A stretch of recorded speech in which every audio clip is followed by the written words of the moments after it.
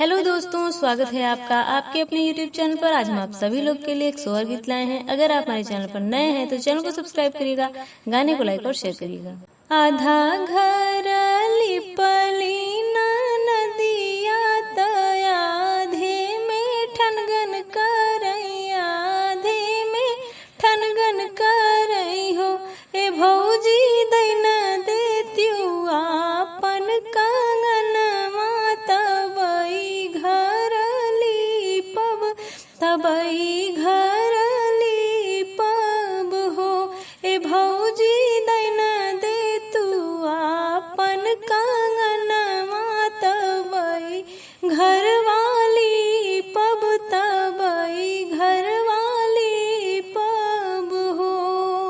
एक नोट फेंकली बहुरिया, दूसर नोट फेंकली, दूसर नोट फेंकली नी हो।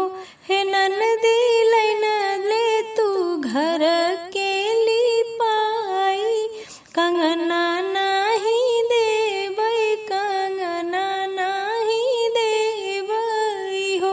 हे ननदी लैन ले तू घर के लिपाई, कंगना नाही देवई, कंगना नाही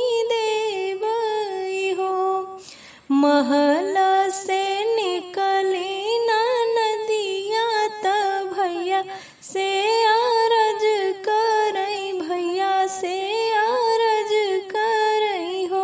भैया चलो ना भाभी समझावो, त झगड़ा छोड़ावो हो।